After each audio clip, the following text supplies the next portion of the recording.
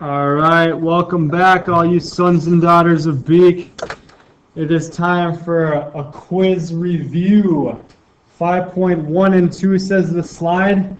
We kind of skipped over, and we're just going to do 5.2 quiz review, which is just on substitution. So, your I can statement for today is I can solve and get all the questions right. Okay? That's always the goal. Let's get 100%. So here we go. Let's give a couple things a shot. Substitution. I just got a couple generic practice problems for you. You might have already seen this. This is just the worksheet that we've already done before.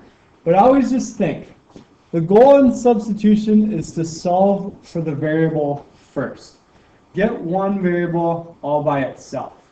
If you have it, perfect. If you don't, get it that way, right? So, Caden Lilly, which one do you want to start with? Number 2? All right, good choice. Good choice, Caden. That's probably what I would have picked as well. So, anyways, if we're doing number 2, let's go with Caden Graham. Caden Graham, do you see any variable all by itself? I don't, but I do see that there's a 1y. So the 1y is what I'm going to want to solve, okay? Double Caden's coming at us. All right, so Lily, you picked number 2. Graham, you said, hey, let's solve this one. Caden, I'll let you pick someone. Kyle? Okay, Kyle Cleveland. You're going to solve for that one. So we want to get the y all by itself. So I'm going to add 3x to both sides. Why did I do that? Because now this equation looks like this. Y all by itself. I'm going to write the x first, but 3x minus 7. Okay? That replaces all of this. I can cross it out.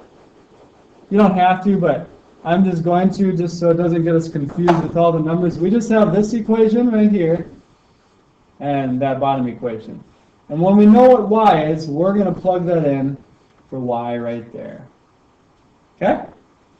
Rewriting it, 5x minus 2y equals 12. All right, Ava Fredrickson, what do you think for, what are we going to do? What are we going to put in for that y right there? Yes, good call. We're going to put in the 3x minus 7. Here we go, 3x minus 7. Boom, there it is. Distribute it out, and we're going to solve for a one variable, which is x. So I have 5x, in this case minus 6x plus 14 equals 12. Combine my like terms, I got negative 1x plus 14 equals 12. I'm going to minus the 14. And negative 1x equals negative 2. So x is, of course, positive 2. All right? And you might be tempted to stop there because that was a lot of work. But that's really only our x coordinate for where those two lines cross. We need to find out what the y is, correct? So where do I find out what the y is? Well, I take this x and I bring it back to where I had circled last, which I had circled right there. So I'm going to plug it in for that one. When I do, I have y equals 3 times x minus 7, which is 2. So it's going to give me 6 minus 7, which is negative 1. Remember that one from yesterday? Remember how I did this a million times? That's the answer right there. Woo! Moving on. Okay? So, we've got kind of a good start to these. Those ones are the tricky ones, just so you know, because those ones we don't have a variable all by itself. Let's go to the next page. Who should I call on? How about Shayla Westman? You got any preference there? 7, 8, 9, or 10? Number 9? Okay. We'll do number 9. Good pick, Shayla. All right, so number 9, do we have a variable all by itself? No, we don't. But we got options. We got either that one by itself, or that one by itself, or that one by itself. We got 3 choices that would make the easiest. I'm going to pick this first x to get it all by itself. So what I do, I just need to get rid of the y, right? I just need to take that and ship it over there. So therefore, how do I ship it over? I minus it. So this now becomes x equals, you could say 1 minus y. I'm going to say negative 1y plus 1. I like to write my variables first. Kind of most math teachers and people do that. But that replaces that entire first equation. And so now I have this x coordinate by itself, so I'm going to plug that in for the x. When you do, you get 2x minus y equals 2. All right? Alexander Collins, you with me still? We're going to plug in the negative 1y plus 1 in for that x. That's a plus, by the way, up there. So when I distribute it, I'm going to get negative 2y plus 2 minus y equals 2. This one looks weird. 2y negative minus another y is negative 3y plus 2 equals 2. When I minus the 2, I'm going to get negative 3y equals 0. A lot of people might stop there and say no solution, but that's not the answer. We still have a y term. We still have to just keep on solving, right? So I'm going to still just divide by 3 negatives. And what's 0 divided by anything? What's 0? That's still a number. I can still have that as my coordinate, right? So that's my coordinate for y. That's my answer for y. And now I take that and I plug it back in for the y there. So when I do, I'll write that over here. I have x equals negative 1y plus 1. That's 0. 0 plus 1 is 1, so boom. There's our answer. Let me make it a smiley face. Give it some ears. I don't know. Give it a nose. Yay! That's our answer. 1 comma 0. That's where those two lines cross. Alright? You guys getting the hang of it a little bit? Alright, here's the real practice quiz. Okay?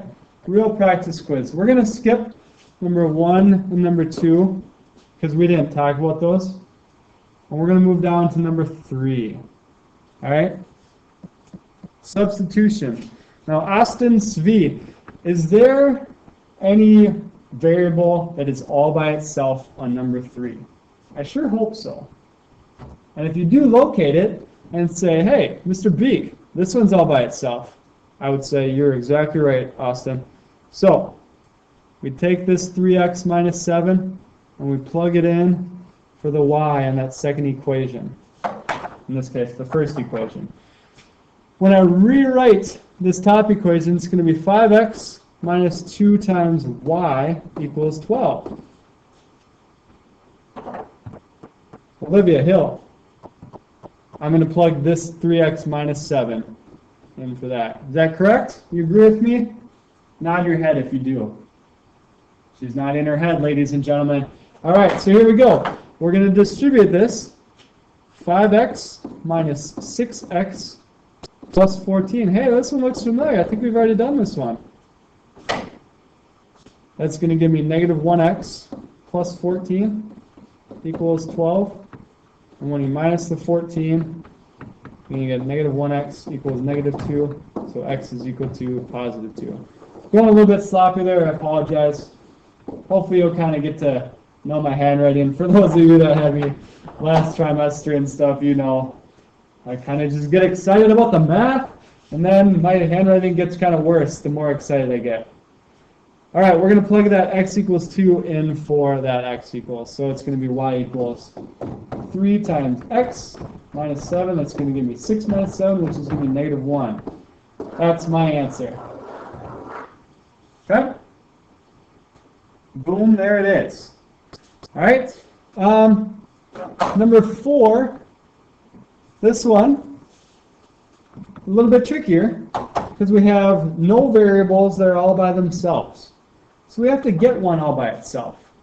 Now you might see a 1x here and a negative 1x there and think, well, they're both 1x's. They're going to be easier. If I were you, I'd pick the top one because the bottom one's a negative x. So this one, I'm going to just add 4y. So I add 4y to both sides, right? And what that does is it cancels it. And so this becomes x equals, I'm going to write the y first, but 4y plus 14. Okay? Now that I have that, I'm just going to ignore that whole other stuff that I just wrote down, and I'm going to plug this in for x. Okay? We're making some progress. All right, Gino, I know you're chomping at the bit to answer this one, so that's exactly what you're going to do. You plug in x.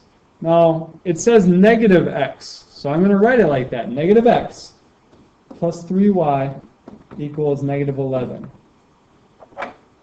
Case Rawson, instead of writing x, though, I'm going to write this stuff right here. 4y plus 14. That's a 14. Okay? Don't forget this right here, ladies and gentlemen. This is a negative that gets distributed out. So it's going to be negative 4y minus 14 plus 3y equals negative 11. Numbers are kind of starting to look weird here, but once we combine like terms, we'll just find out, hey, it's really just negative 1y plus 14 equals negative 11 minus the 14. It's kind of similar to the last one there. Negative 1y equals, oh, that's going to be negative 25, though. So y is equal to positive 25. Okay? Come out here, that's half my answer. That's y. How do I find what x is? Plug it back in. So x is going to be 4 times y plus 14. X is 25. So that's 100 plus 14. Maybe I made a mistake here along there somewhere, but we got 114.25. If I did make a mistake, I apologize. I'm human, just like all of you, and we all make mistakes. But if I didn't make a mistake, hey, I'm sure glad I didn't have to graph that one, because I would have not wanted to do that. All right? So anyways, that is a couple of our review problems. We're going to take a quiz on this 4.2 at some point. Make sure you ask me if you have any questions. But other than that, you guys have a wonderful rest of your day. Take care.